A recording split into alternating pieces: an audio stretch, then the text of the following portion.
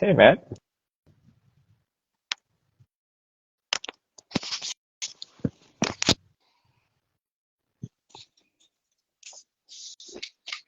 Hey I man, I said, can see you wearing your Springbok jersey there. Like the loyalty. yeah, yeah.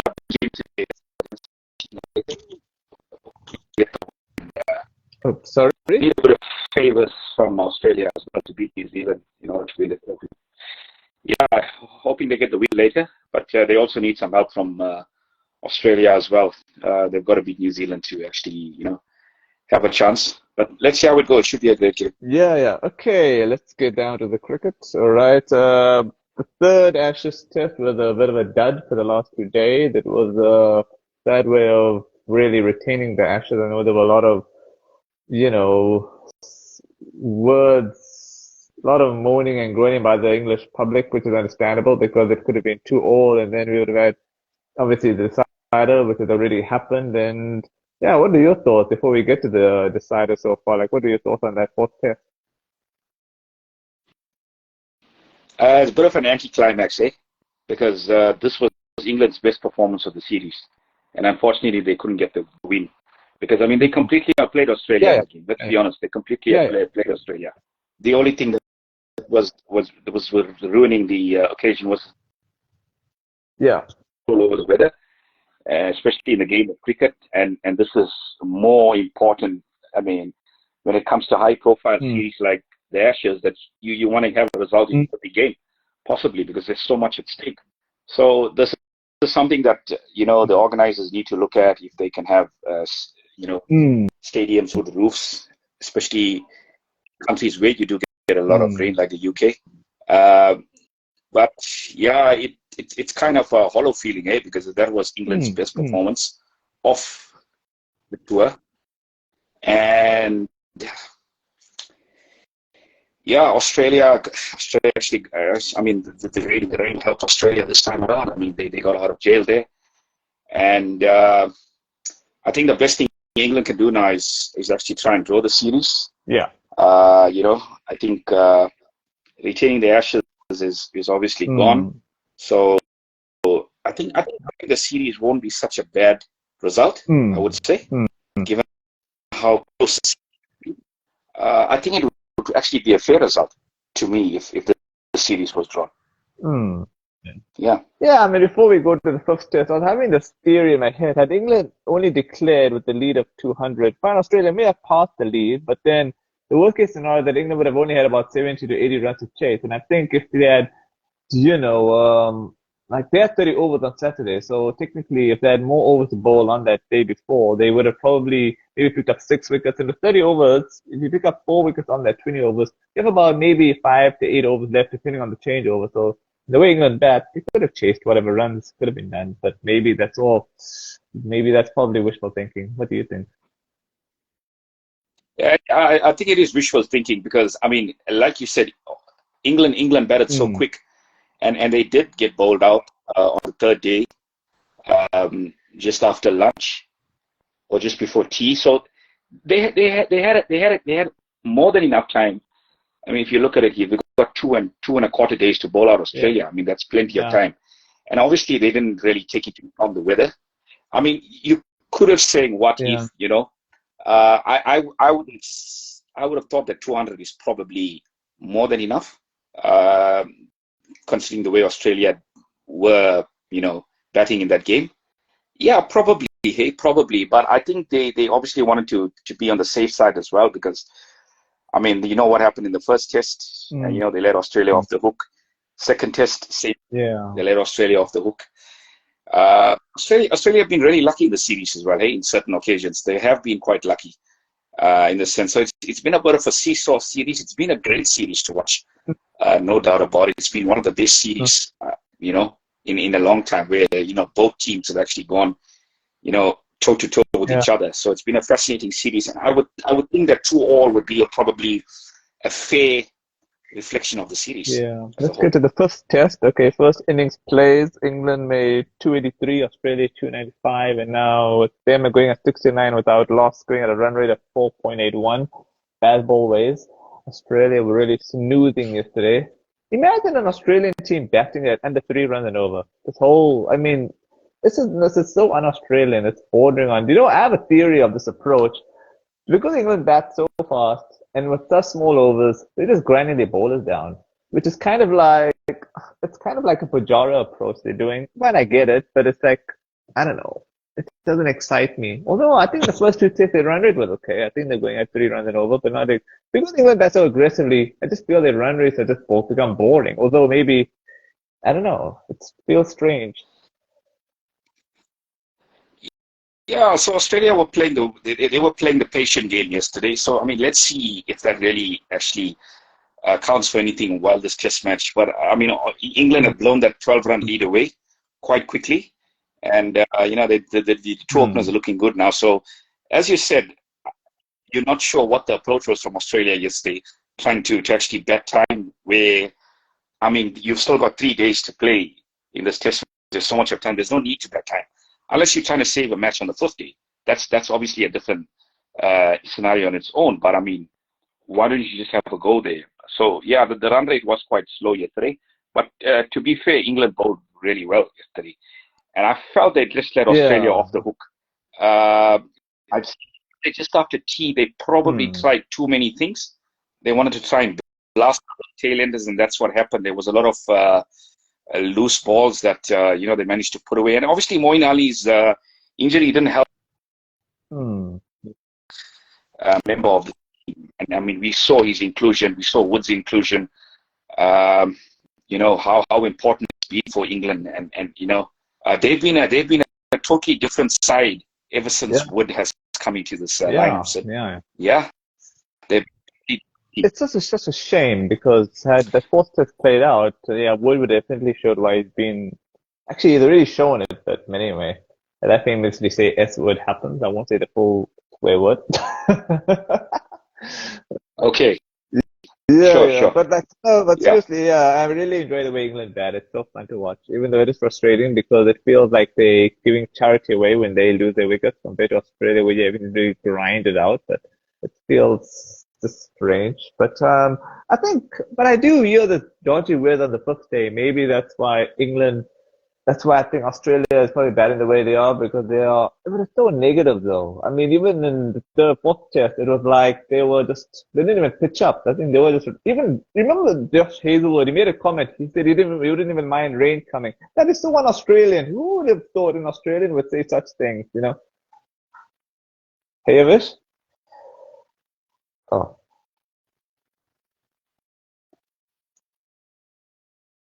It was quite strange, but I mean. Look at England; they are keeping Test cricket alive, with this kind of format. It's quite exciting to watch.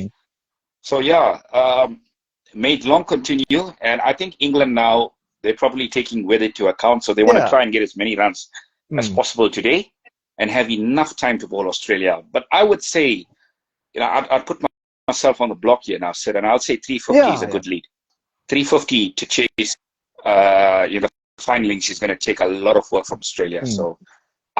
I mean, if Australia managed to chase that total, then they totally deserve to win the series. Outside, they totally deserve to win the series. But it's going to take some taking and some getting, because the pitch is not going to get any easier to bat on as well. So if England can get 350, what's funny though, the 90 overs in a day, if they can get to a lead of 400. Wow, that would really put them in the pound seats. Yeah. At least have about, ideally, 20 overs to bowl tonight, maybe 30 overs. I know that sounds a bit unrealistic, actually, because that'll be 70 overs, get it to lead of 400. No, maybe not so much, actually. 70, maybe about 80. Maybe about 19 overs, so something around there. If you get a lead of 400 around that time, then you have 100 overs, plus some overs on Sunday, hopefully. Actually, not Sunday, I mean Monday. Then, you should win it by there, hopefully. I'm just being optimistic, though. Yeah, I would say. I mean, if they really want to go all out, they can get 400 today, 400 lead. And then you've got 2 days to bowl Australia out. Like you said, 20 overs is going to be pretty tricky. Pretty tricky for those Australian openers. So, on the 5th day is a bit dodgy. That's I'm a bit worried about that 5th day. 4th day will be okay weather-wise. 5th day, I'm settled by that. So I would think they probably need like 100 overs to bowl Australia out. So give yourself 100 overs. Give yourself at least 100 overs. Okay, forget about day 5. because I mean you can't control the weather. So I would think ideally they'd like to win it tomorrow. I think they'd like to win it tomorrow. Yeah, sometime tomorrow. Maybe not 400. Let's make it 380. So you have enough more. You have enough of overs. Let's not be greedy. I'll take the 380. Let me do have at least 120 overs. It depends. Well, it depends how quickly England want to bat, because I mean we know this England side can up the tempo if they really want. They can go to 5.5, 6 and over. So anything is possible. So let's see what happens. Should be. I know. It's fun watching England bat. This run rate of 4.96 is crazy.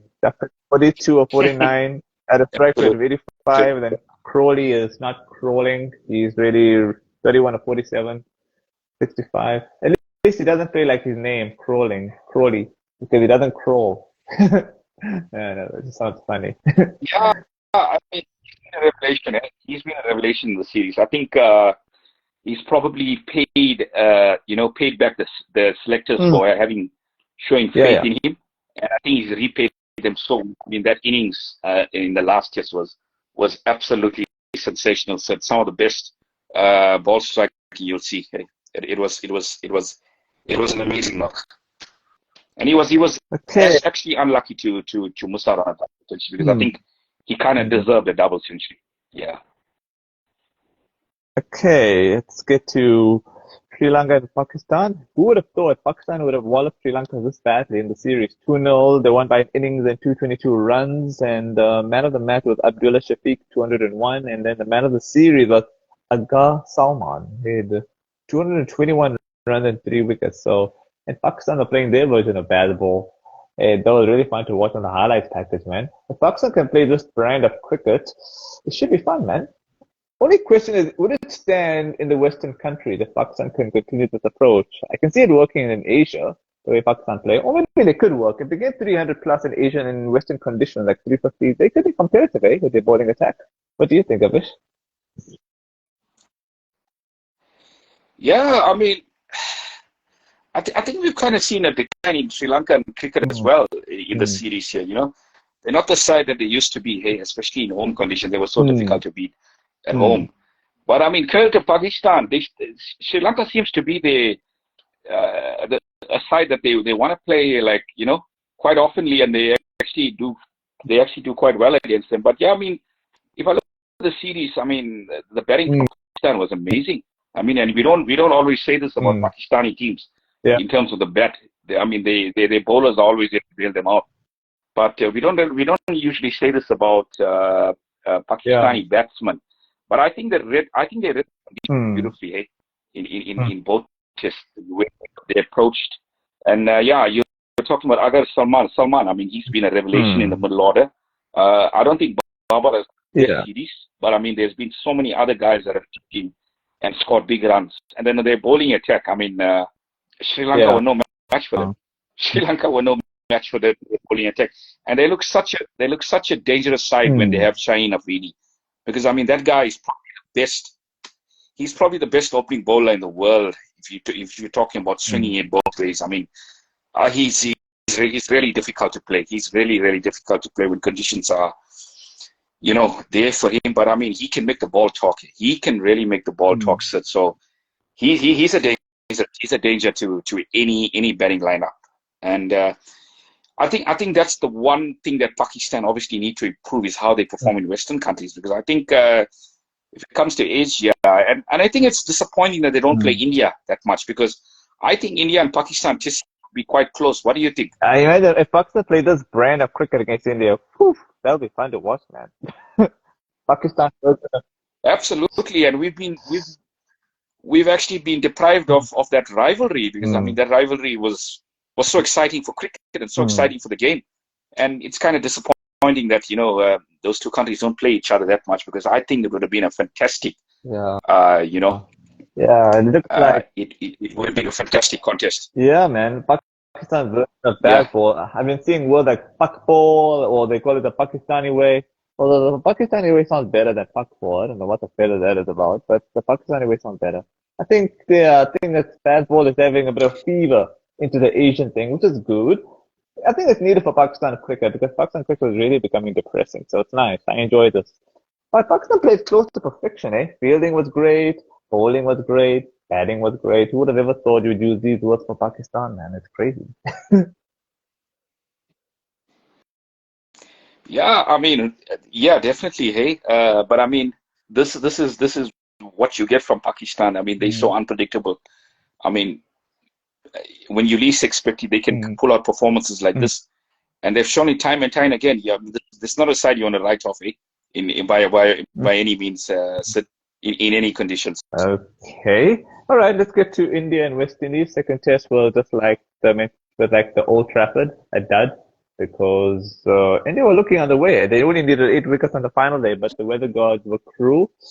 And then, yeah, it was very nice of India to give West Indies a total of, well, how much were they needing to chase? Probably about 360 or something. It was very sporting, eh? I was thinking they were going to go for maybe a 400-run declaration, but I think they took weather into account. That's why they gave them such a total. But it's unfortunate. I mean, they deserved those extra 2 points. West Indies were lucky. The batting was just so negative. Fine, they fought, they batted better, but on that pitch, they should have batted a lot better. But anyway, credit to Siraj. He had a good series. He was the man of the match, 5 for 60. It's a strange series, this one. There's no man of the series in this series. Very disappointing. Unless West Indies didn't have any money to give for man of the series. It's crazy times, man.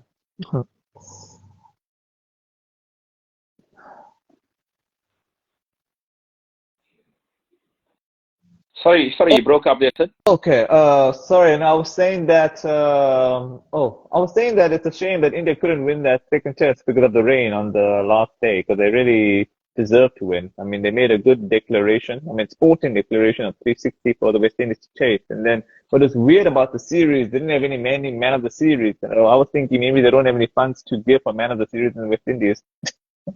Crazy, man. Yeah, we've been speaking in length about West Indies cricket, and at the moment Hmm. in such a shambles. I mean, in all formats. But I mean, it was kind of Yeah. strange, like you said. I mean, what were he trying to achieve from this game? To be honest with you, I mean, yeah, sure. India, I mean, batted well. They scored 438. They didn't bowl particularly well on the day one, but I think towards the end of day one, they bowled a little bit better, and then they obviously bowled a lot better Hmm. on day two, bowling India out for 430. But that batting performance, like you said, Hmm. I mean, it was so pedestrian from the Windies. I mean, they were trying to survive. They weren't trying to actually win the test match. But I mean, I just want to say something at this level, especially when it comes to Hmm. the elite sides. I mean, if you go into a test match just trying to not lose it, I don't think that's a good approach. Going forward. So Yeah. you're not going to win a lot of test matches with that kind of negative approach. I Yeah. think they need to change their approach and what they need to actually they want to achieve from cricket matches, especially test matches. Because I mean, you Yeah. see England at the moment, they change the entire approach. I mean, even if they lose, they actually want to go all out to win.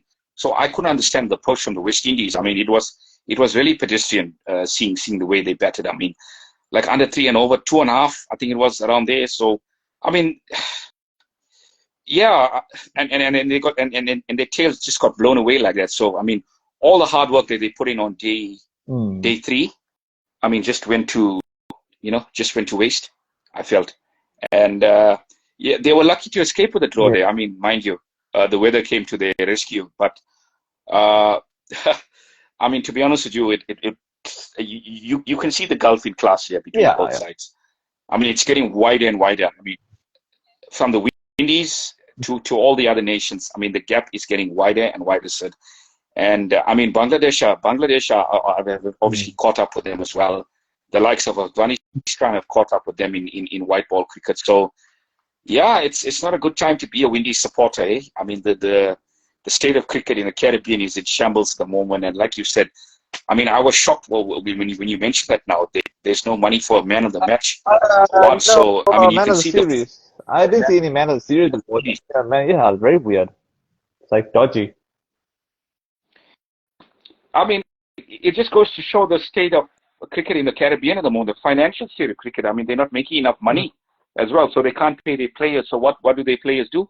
They play in T20 leagues because I mean everybody's got to make Yeah. money at the end of the Yeah. day as a Mm. professional sportsman. I mean, if you take care of Mm. your players, they'll take care of your team. But I don't see it happening by the Windies at the moment. So I think there needs to be a total restructure in terms of the cricket in the Caribbean, or the West Indies could find themselves becoming a losing entity. I mean, because it's you can see it getting worse before it gets better. Sir, the way the situation is at the moment.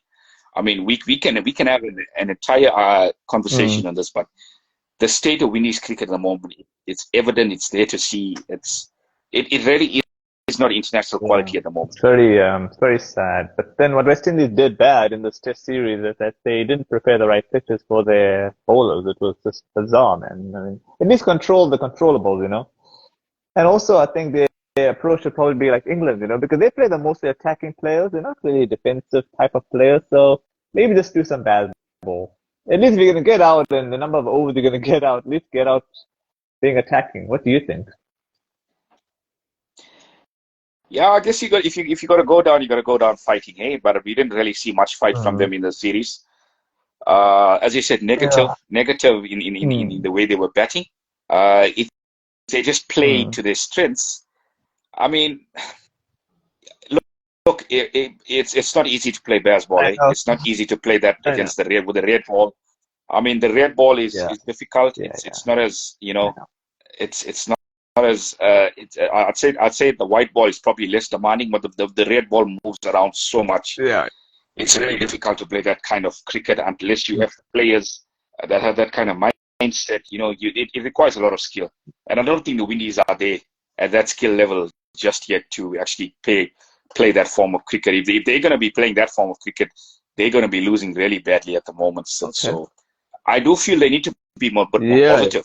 I think they've been too negative recently. So some positive stroke play wouldn't be such a bad thing. Eh? And I mean, it's sad. You see the stands. I mean, there's hardly any spectators coming out to support, and that's truly sad because I mean, once upon a time, this was a team that was feared by the best in the world. So some of the best teams in the world feared them. So I mean, those days are long gone. Those days are long gone. I think they really need to look at the way cricket is going at the moment, and they're really behind the other sides in the world at the moment. So there needs to be a total restructure. There needs to be, investment that needs to come in, money, so the players can be paid their due. Or you're going to see an exodus of players where players are going to be playing in T20 leagues, and they're not going to be signing central contracts with the cricket board, and you're going to be losing more and more players through the system. But you know what? It's a tough spot they're in at the moment, and hopefully they can become competitive in a few years' time. But there needs to be like a lot of surgery to really get the side to where they need to be. But you know what? That's sad though. This first ODI, they made 114 all out after being at one position at 81 for 3. So that's quite a collapse there. And then you have the spinners dominating. From this pitch, what I gathered was it had seam and it had spin, which sounds like a very nice pitch for a test match. But for a one-day game, that's unacceptable. So I don't know what the West Indies were smoking with their pitches. They should have had this pitch for the test matches and had the test match pitches for the ODIs. So it's just chaotic, man.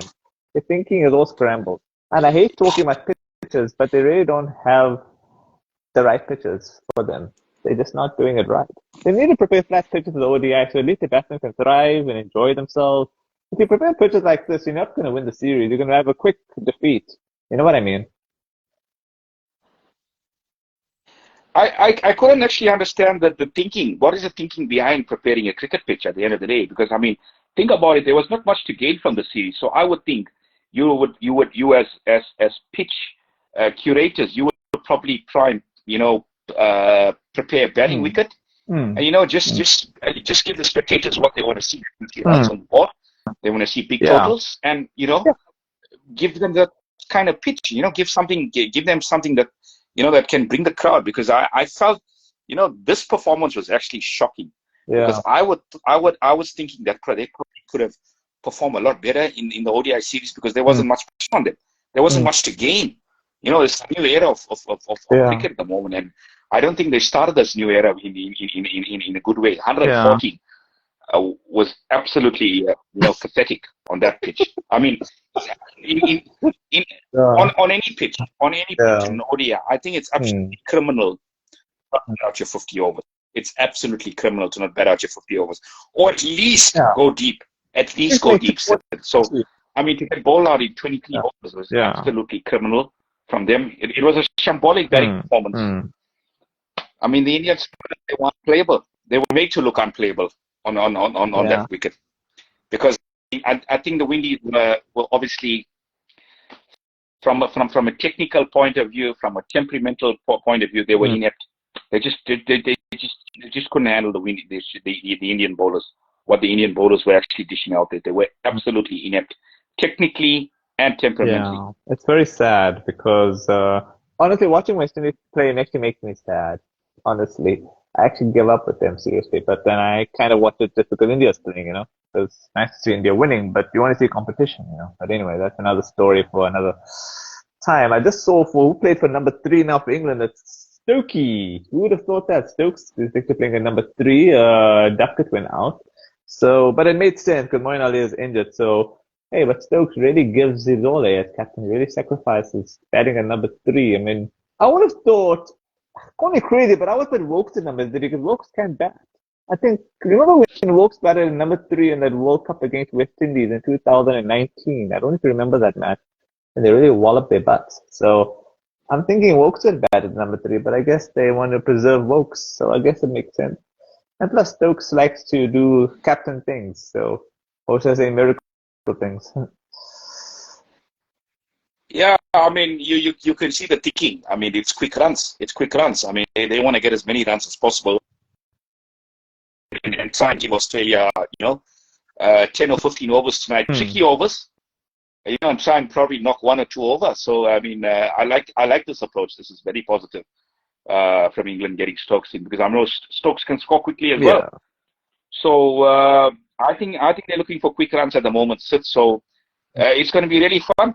It's going to be really fun from now till tea to watch, to see what England actually post, because I think they want to have a crack at Australia tonight, because they're looking at weather on day 5, and they don't want to have a scenario one, as what happened in the last test, where they ran out of time. So yeah, I like this approach. I like it very much.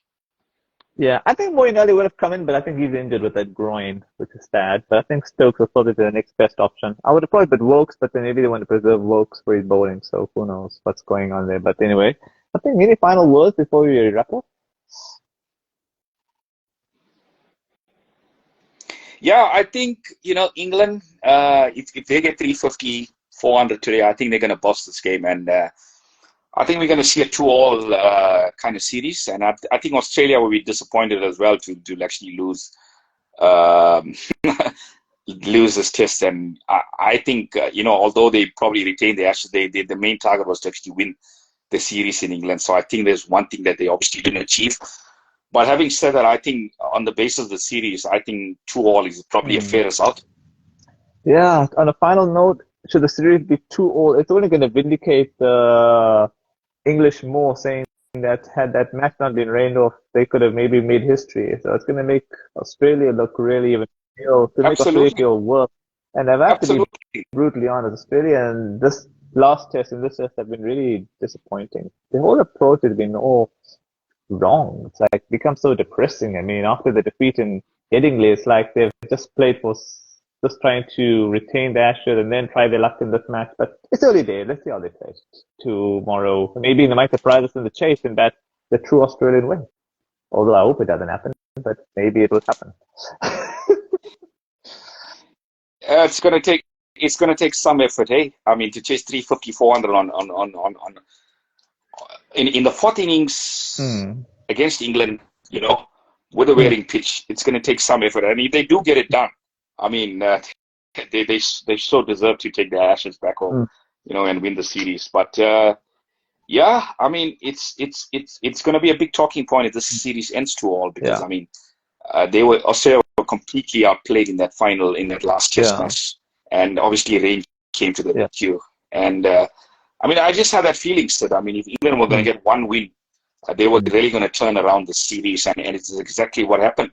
All they did was one win, and you know, they got back to their free-flowing self. So it's going to be interesting. It's going to be really, really interesting. I do think they can get 350 today, minimum, and they have a crack at Australia. So 2-all. India and West Indies hoping for a more improved performance from the Windies, especially with the bat, because that was absolutely symbolic what we saw in the last game. But I just feel India have too much of firepower in them to actually, for the Windies to actually get anything. But if we can see a competitive series and a competitive game, I think that would be a good thing. I shall see you soon. Cheers. Enjoy the rest of your weekend and chat to you soon, sir.